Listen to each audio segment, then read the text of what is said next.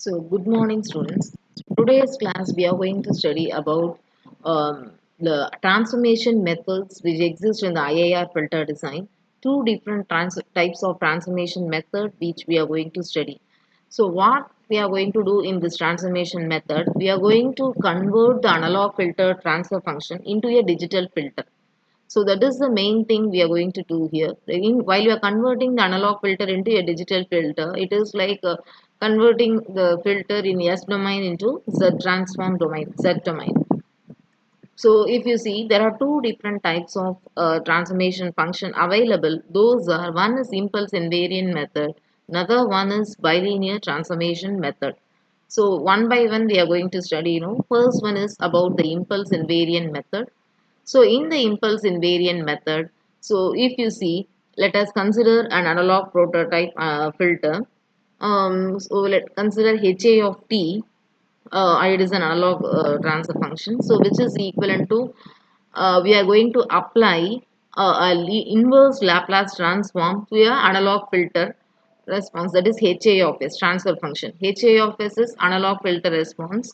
To that analog filter response HA of S, we are going to apply the inverse Laplace transform to obtain HA of T.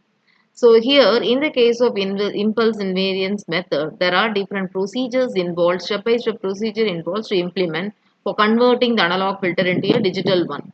So as the first step, we have to apply the inverse Laplace transform to the analog filter transfer function HA of S to obtain HA of T.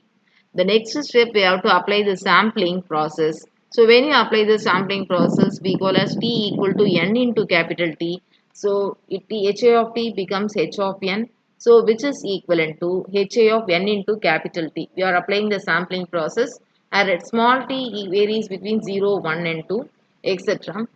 So the next, if you see, after the sampling process, then we have to, the single pole case of the impulse invariant is HA of S transfer function is given by summation I equal to 1 to n AI divided by S minus Si.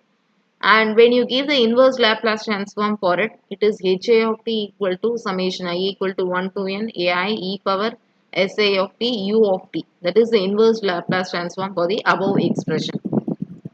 And after that, when you apply the HA of t, H of n here, when you apply the sampling, it is t equal to n into capital T here. Wherever you have small t, it is replaced with n into capital T. Then we are applying the Z transform for it. So that will be H of Z equal to summation I equal to 1 to n AI divided by 1 minus e power Si in the place of n, that is applying after applying this Z transform, it will be t z power minus 1. So this is the final expression we use to obtain if you apply the impulse invariant method by converting the analog filter HA of S into H of Z. So in this, when you compare the H of Z with HA of Z, we have Z, which is equal to e power st. So there is a mapping which exists between S plane and Z plane. So the relation between the S plane and Z plane is derived further by. So let us consider the S equal to sigma plus j omega and Z equal to R into e power j omega. So the next we are considering R equal to e power alpha t and omega equal to omega t. So then we are considering that sigma, that is the magnitude function, with different conditions. So when sigma is 0, then r equal to 1. When the sigma is less than 0, r is less than 0. When the sigma is greater than 0, r is greater than 0, greater than 1. So these are the conditions which we have here. So in the impulse invariant method, it is like many to one mapping. So mapping from a left half S plane into a that means when the sigma less than 0, it is mapped to the Z plane with modulus of Z less than 1. That means the left half S plane is mapped inside the unit circle.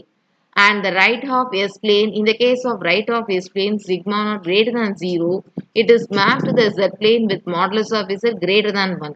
So the right half S plane is mapped outside the unit circle. So if you see this picture, in this x-axis you have the sigma and y-axis we have j omega. So in this S plane, when you notice that the left half plane which is given in green color stripes, it is mapped inside the unit circle. And the right of plane which is empty, it is mapped outside the unit circle. For mapping of S plane to Z plane, we have the relationship called omega equal to omega into t. So this impulse invariance mapping has some desired properties. That means the frequency axis j omega corresponds to unit circle, and the next one is stability is preserved. So in the case of impulse invariant method, so we call the mapping as many to one mapping.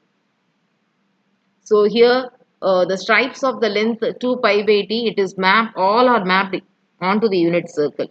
And HA of t is also a band limited signal, so no aliasing will occur. You know what is aliasing? Aliasing is a overlapping of low frequency and high frequency component. Since HA of t is a band limited signal, there is no aliasing occur in this case.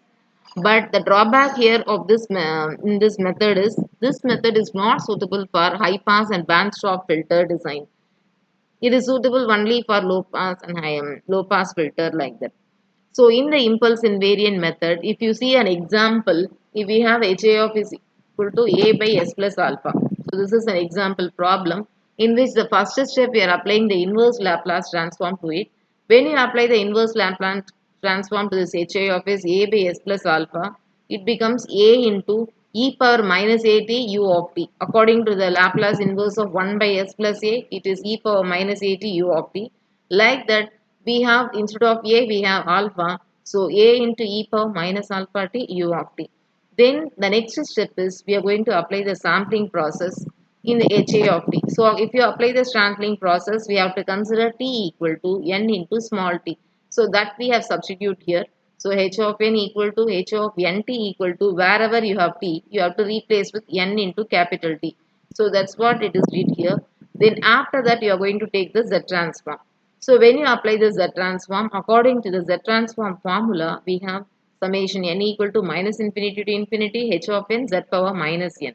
So in that we have an unit impulse signal. So unit step signal. According to the unit step signal, the summation it will change from, since there is a unit step signal, the summation change from minus infinity to 0 to infinity, because according to the unit step signal it is u of n equal to 1 for n greater than 0, 0 for n less than 0. So according to that, we have the limits change from minus infinity to 0 to infinity only because of the unit step function exists here, u of nt.